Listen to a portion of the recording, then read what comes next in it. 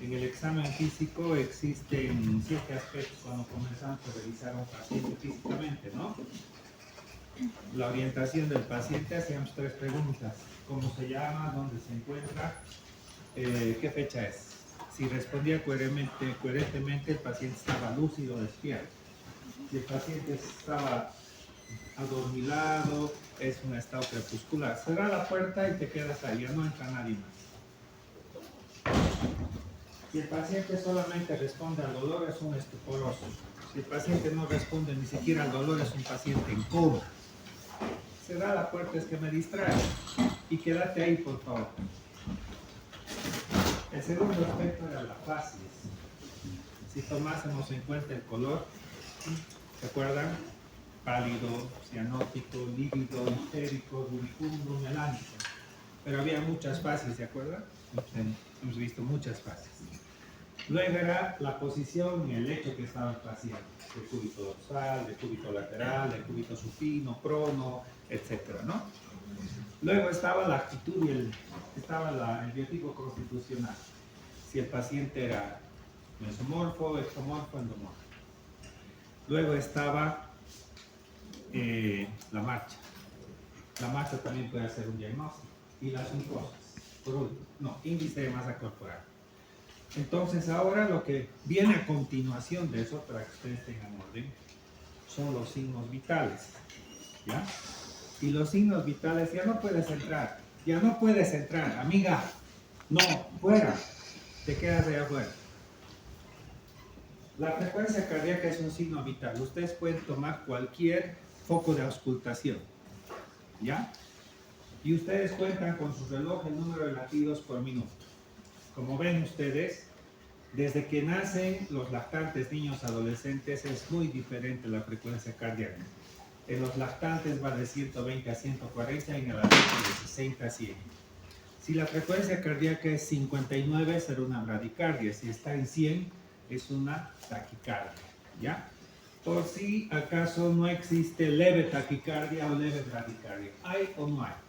El decir leve significa inseguridad. ¿Hay o no hay? Los pulsos son todos los sitios donde nosotros podemos detectar pulso a nivel de la ciencia temporal, a nivel del cuello, los pulsos carotídeos, el pulso braquial, sobre todo en los niños, el humeral, el radial, que es el más usado, popliteo, tibial posterior y la pedia. ¿Qué es lo que ustedes tienen que considerar cuando están tomando el pulso? Para que se acuerden, ese mnemotécnico fritase. Frecuencia, el número de pulsaciones igual, 60 a 100. Si la frecuencia del pulso está menos de 60 se llama bradyspicmia. Si está más de 100 se llama taquispicmia. Regular, el pulso puede ser regular o irregular. De pronto el paciente tiene una arritmia cardíaca, el pulso va a ser irregular. La igualdad, hay que tratar de tomar, si estamos tomando el radial, en ambos radiales. Porque puede haber, ejemplo, una arteritis, una compresión, una coartación de la aorta, donde los pulsos van a ser más intensos en los miembros superiores que en los inferiores. La tensión o dureza se refiere a cuánta presión tenemos que hacer con los dedos para sentir el pulso. Cuando tenemos un pulso débil, filiforme, estamos frente a un shock, por ejemplo. La amplitud. La amplitud es ese pulso que se encuentra en una meseta bastante intenso o está bastante débil. Y por último, la celeridad es la duración de cada pulsación. Aquí vamos a ir ampliando un poquito. Ahí, por ejemplo, definimos qué es el pulso arterial, la onda de expansión que experimenta la pared arterial producto de las contracciones cardíacas. E igual que hablábamos al inicio, en el examen físico nosotros inspeccionamos, palpamos, podemos percutir, auscultar. En el caso del pulso, inspección, palpación, auscultación, existen métodos gráficos, en este caso de un monitor, ¿no? Ahora, el pulso radial es ese. La antena del radio es el dedo pulgar y ustedes van a utilizar los dedos como ven en la imagen. No tienen que apretar mucho porque se deprime la la pulsación, esa es la arteria carótida, es la preferida cuando existe un paro cardíaco. Es la primera que debemos buscar cuando estamos frente a un paro cardíaco. El pulso braquial humeral, sobre todo en niños utilizamos esto, ¿sí? El pulso femoral, ahí tenemos los vasos. Cuando vamos a poner un catéter, tenemos un mnemotécnico que lo simplificamos como VAN, vena, arteria, nervio, que va desde la parte interna hacia la externa. Vena hacia adentro, arteria al medio, nervio por afuera. El pulso popliteo, como ven, pueden tomar en un paciente que esté en decúbito dorsal o decúbito prono, de esa manera. Y por último, el pulso pedio. Y pulso tibial posterior. Ahora, ¿cómo se toma el pulso? Ahí tenemos el dedo índice y el dedo medio que tenemos que presionar en el canal del pulso, pero sin presionar mucho para obtener una buena impresión del pulso. Es importante que ustedes, porque ustedes lo tienen que saber en la práctica, aunque esas imágenes son registros pletismográficos, ustedes se tienen que acostumbrar. Al tomar, por la experiencia, van a determinar si el pulso está rápido, taquicardia, si está lento, bradicardia, pero también dependiendo de su experiencia, ustedes van a poder diferenciar si es un pulso Zeller, que es el pulso en martillo de agua. Esto sucede en la insuficiencia aórtica. ¿Se acuerdan cuando la válvula aórtica estaba insuficiente? Quiere decir que está desbocada, el ventrículo izquierdo se contrae, regresa sangre y esa es la causa del soplo. ¿Se acuerdan que tenía el signo de Muset? Con cada latido movía la cabeza, ¿no? Lo mismo cuando ustedes están tomando el pulso en el paciente y suben de esa manera el brazo, van a sentir más fuerte el pulso. Ese es el pulso Zeller o pulso de martillo de agua que se encuentra en la insuficiencia aórtica. Existen otros tipos de pulso, por ejemplo, en el primer caso es el pulso bigeminado, donde existen extrasístoles en el corazón, o sea que una onda va a ser más fuerte y la siguiente va a ser de menor amplitud. La arritmia completa en una fibrilación auricular, por ejemplo, si ustedes toman el pulso, ¿se acuerdan que les comenté que el corazón latía loop tube? En el caso de la arritmia será loop tube. Entonces ustedes palpan el pulso y es totalmente irregular. Durante la inspiración disminuye el retorno venoso y eso puede hacer que modifique la amplitud del pulso. Y el pulso filiforme que encontramos cuando hay shock, cuando hay una pérdida de volumen, cuando existe un shock hipovolémico, por ejemplo, disminuye la amplitud del pulso.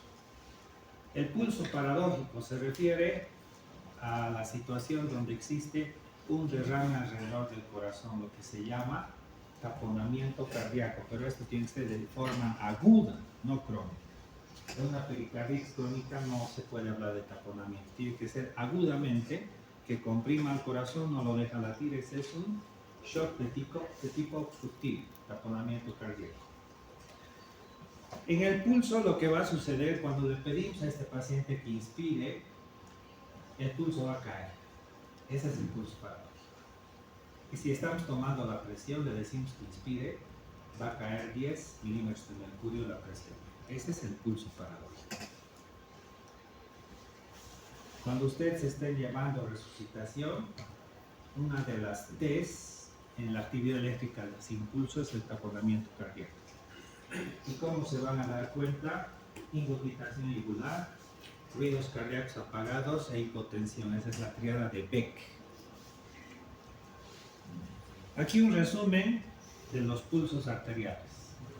El pulso tardus pardus, el primero, se encuentra en la estenosis aórtica. Eso quiere decir que la válvula aórtica, la válvula de salida, está sellada, está muy pequeñita. O sea que hay un fenómeno de chisguete, para que ustedes no lo entiendan. ¿Qué enfermedad estalla en las válvulas? Fiebre reumática, por ejemplo. El pulso filiforme, cuando disminuye la amplitud, ocurre en el shock, sobre todo hipovolémico. Una hemorragia aguda, una hemorragia digestiva alta, un quemado, etc. El pulso Zeller o Corrigan ocurre en la insuficiencia aórtica. Existe una dicotomía de amplitud. Viene el pulso bastante fuerte y luego disminuye, pero no regresa a lo normal. Es una dicotomía. Eso sucede en la insuficiencia aórtica, que les está diciendo que la válvula está desbocada, o sea que el ventrículo izquierdo se contrae, regresa sangre y el corazón tiene que contraerse con más fuerza. Por eso hay el signo de Muset y en este caso el pulso y martillo de agua. El pulso bisferiens ocurre en la doble lesión aórtica, quiere decir que existe una combinación entre insuficiencia y estenosis. El pulso alternante o letra OB en la cardiopatía dilatada. En el Chagas, por ejemplo, el corazón está bastante grande. Podemos ver este tipo de imagen pletismográfica y la amplitud es bastante variable también cuando estamos tomando el pulso, ¿no? El pulso dicroto en la fiebre tifoidea, recuerden que ya han debido escuchar un poco, que en la fiebre tifoidea, aunque haya fiebre, existe bradicardia. Es paradójica, digamos, la bradicardia. Y el pulso dicroto es muy típico y patognomónico de la fiebre tifoidea. El pulso paradójico que ya les he explicado en el taponamiento cardíaco. El pulso deficitario, no existe pulso, y el pulso bigeminado cuando existen extrasístoles. Presión arterial es otro signo vital. Recuerden que Guyton dice gasto cardíaco por resistencia vascular sistémica, es la mejor definición. ¿Para qué el cuerpo tiene que tener presión arterial? Independientemente de la definición, ustedes tienen que comprender que la presión arterial baña los tejidos a presión y para eso necesita una frecuencia estable y una resistencia vascular de los vasos modulables con una presión chisguete. Les comparo si ustedes tuvieran un lote de 100 metros y una pila con una manguera de 1 metro, ¿cómo lograrían que vaya hasta el final de su lote el agua? O aumentan la intensidad de la llave o le ofrecen a la boca de la manguera cierta disminución de su lumen. Eso va a generar presión. Para eso tenemos presión arterial. ¿Ya? Y la presión arterial se ofrece cierta resistencia en todos los órganos. Les voy a poner un ejemplo. A nivel del cráneo, el encéfalo se encuentra adentro como el líquido cefalorraquídeo de un continente que es cerrado. La presión viene 120-80, ejemplo. ¿Cuál sería la media? Se calcula restando la sistólica de la diastólica, en este caso sería 40, ¿no? 40 multiplicados por 0.3 y eso sería 12. Le sumamos a la diastólica, sería 80, sería 92. Si la presión intracraneal es 20, 92 menos 20 sería 72, la presión de perfusión cerebral. Ahora imaginen que el paciente está en un accidente con trauma de cráneo y está perdiendo sangre. Su presión es 90-60 y la pica está 30. Hagan el ensayo. 90 menos 60, 30. Por 0,3, 9. ¿Sí? Por 60 más 60, perdón, 69. Resten de 30. Esta parece la presión está hipoperfundida. Ahora comprenden por qué es importante la presión. A nivel coronario, a nivel hepático, a nivel intestinal, todo tiene una presión de perfusión. Para eso nos sirve la presión.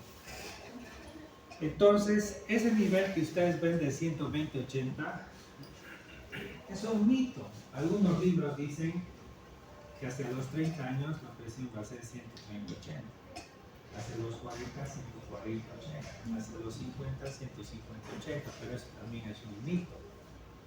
¿Y eso por qué? Porque la arteria aorta con el tiempo va endureciéndose en todos. ¿En quiénes más? Diabéticos, climatéricos, hipertensos. La manguera del cuerpo se va defendiendo con endurecimiento y eso va a subir la presión arterial.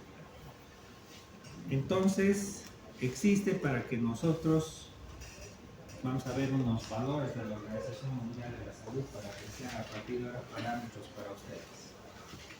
La presión arterial podemos medir con un manómetro de mercurio, con métodos que son electrónicos, y la columna de mercurio, que en el primer y en el tercer caso son los más fieles.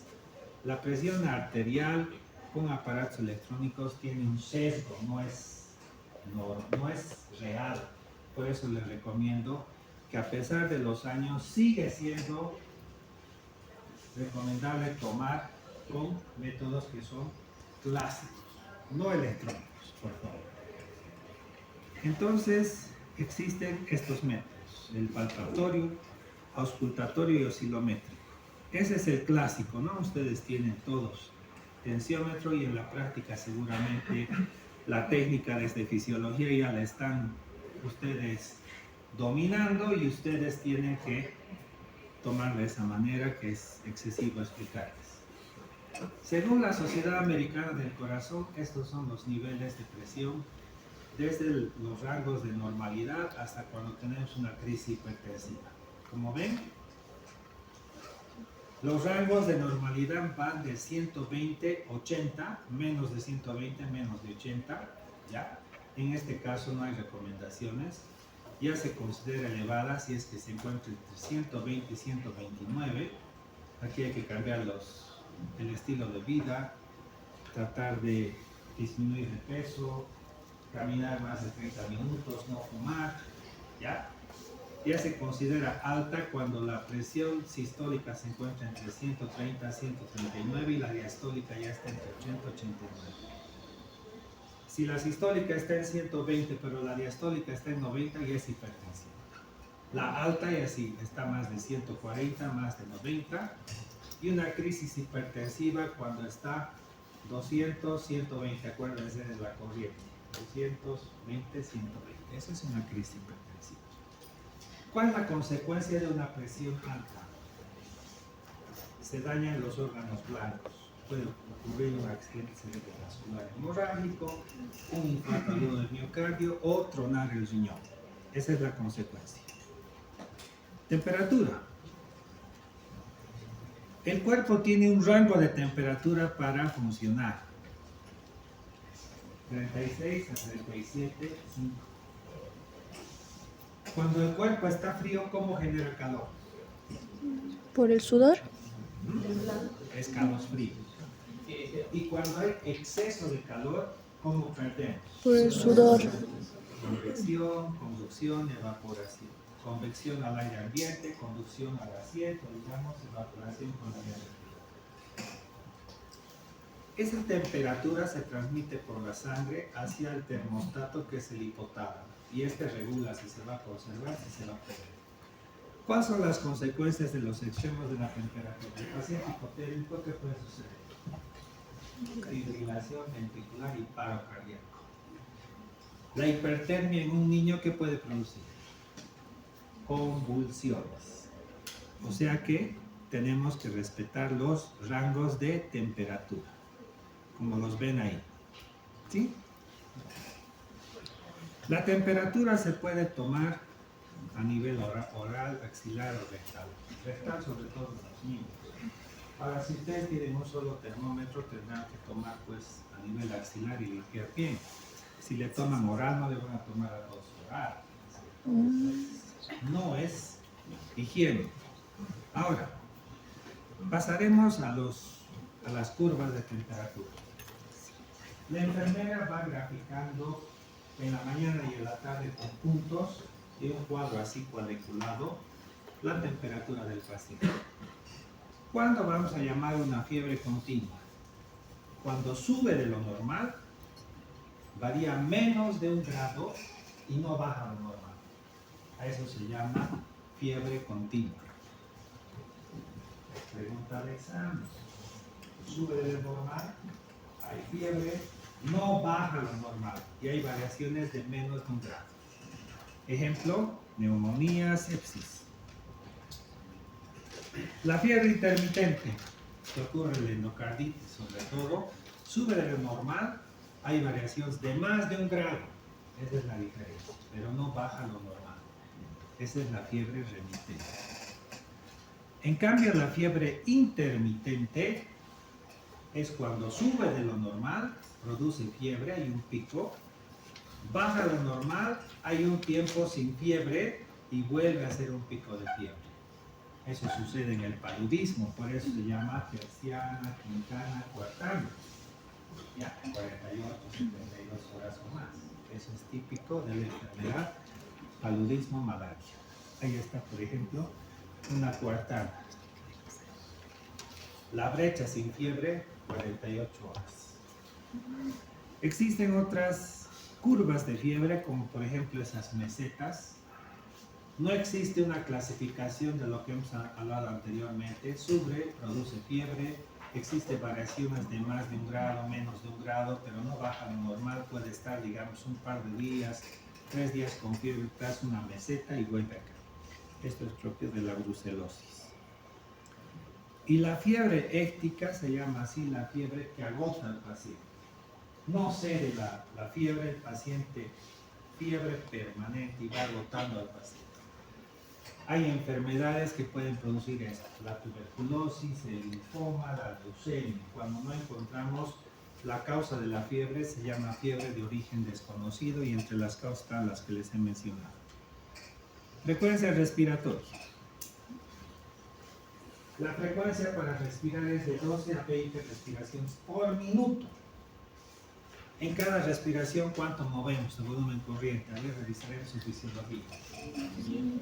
500, o sea, menos el espacio muerto, 350.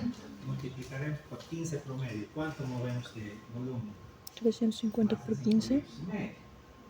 Ese es el volumen minuto. Sin darnos cuenta, pero con los pulmones sanos. Entonces, si el paciente respira entre 12 y 20, que es normal, se llama eupnea. Si el paciente respira 10, bradipnea. Si no respira, apnea. Si está respirando como un pescadito fuera del agua, hipopnea. Si está respirando rápido, taquipnea. Si respira profundo, batipnea. Acuérdense de Batman, batipnea. Si respira profundo y rápido, polipnea.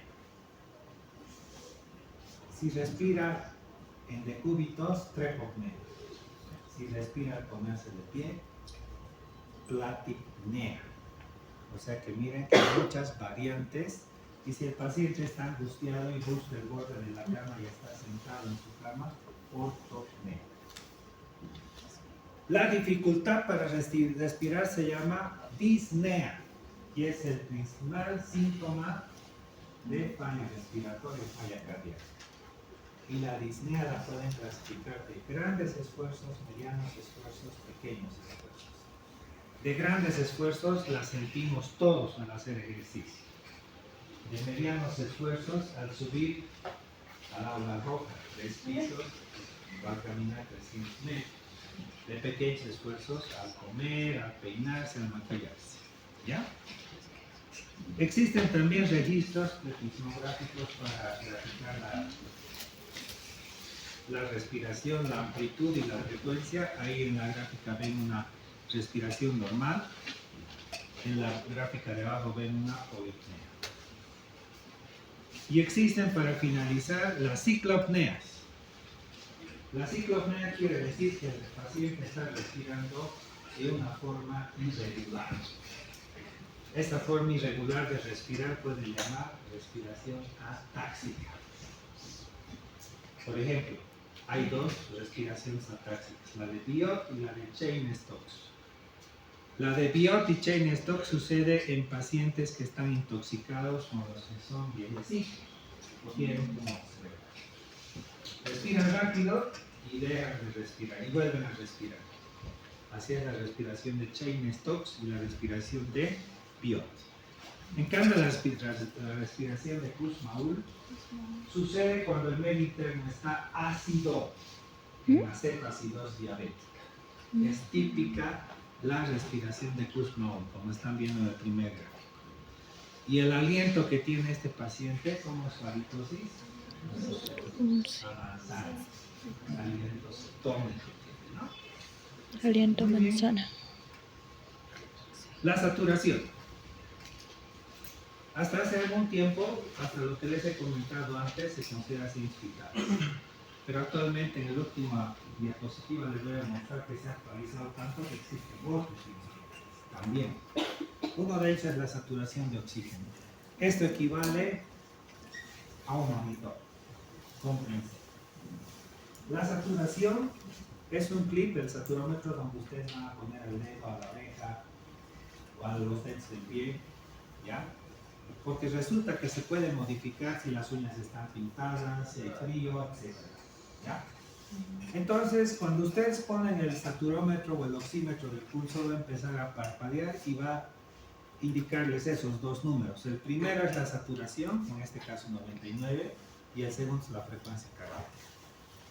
Aquí están los rangos de saturación. El rango normal va de 95 a 100, 95 a 100%. Hipoxia leve de 91 a 94, moderado de 86 a 90, hipoxia severa menos de 86. ¿Qué significa la saturación? Hagan de cuenta que el globo de ojo es como un camioncito. Cuando está al 100% saturado, cuando está llenito de cajas, está llevando 1.36 ml por cada gramo de hemoglobina. Esto quiere decir, si multiplicamos 15 gramos de hemoglobina por 1.36, está llevando 20 volúmenes de oxígeno en 15 gramos de hemoglobina. Y ahí el paciente está saturando 95 a 100. Con aire ambiente, ¿cuánto respiramos el aire ambiente? ¿Cuánto es el oxígeno? Ahora, ¿cuánto están respirando? Aquí, en China, en Irán, en Irak, 21%, no hay más. ¿Ya? Entonces, 21% es el aire ambiente. Y con eso, si los pulmones están sanos, saturamos normal. Tenemos la capacidad de meter oxígeno y cargar nuestro carrito de esos hemoglobina. Entonces, ¿qué va a pasar cuando falta oxígeno? El paciente va a empezar a respirar más, va a tener cianótico y el saturómetro va a empezar a parpadear. Está indicando que está baja la saturación. ¿Qué es lo que les está indicando los signos vitales? Es como cuando el mecánico está mirando con compresión a su batería o pone el manómetro para ver la compresión, la fuerza de su motor. Nosotros estamos revisando con los signos vitales cómo está el paciente. A ver, les hago preguntas. Si el paciente está bradicárdico, ¿qué van a hacer?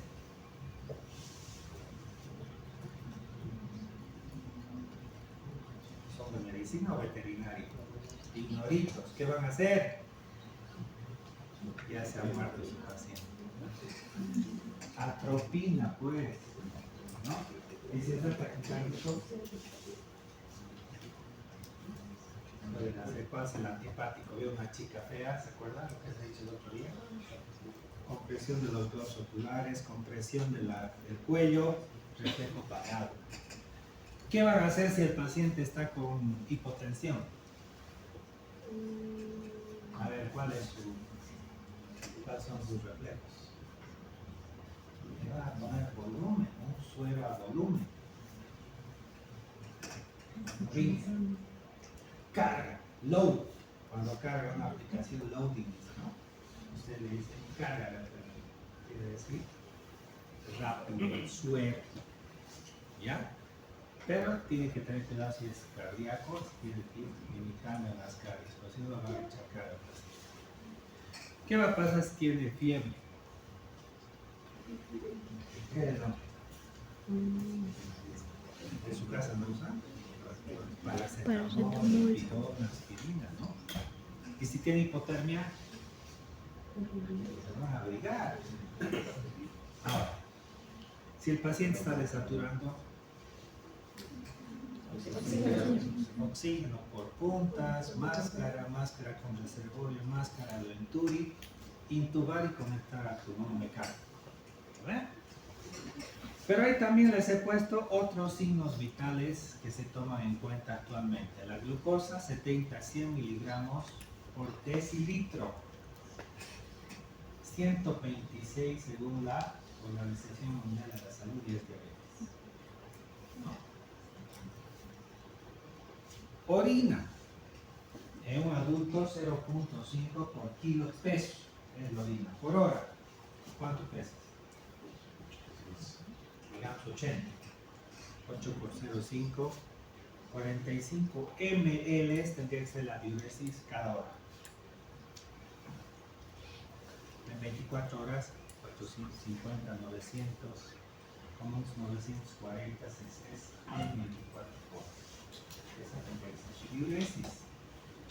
En los niños se toma en cuenta 1 ml por kilo peso. Es diferente, porque los niños su peso corporal es más agua. ¿De acuerdo? Para siempre, ¿se acuerdan? 0.5 por kilo peso hora. Y el llenado capilar. ¿Verdad? Fíjense, sus glúteos, ¿cuánto tarda la peca de regresar? 2 segundos. Puede ser pregunta de examen. Ahí están, les estoy dando otros signos vitales a considerar. ¿Ya? Preguntas, rapidito. Tenemos 14 minutos. Preguntas.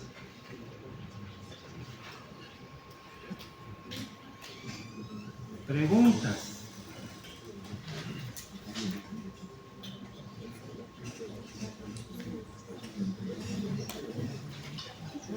No hay preguntas. ¿Cuál? Ya, la temperatura. ¿Ya? Me falta 13 minutos. ¿No? ¿Y cuarto termina? ¿Tú lo dices? Bueno, lo dejamos ahí entonces.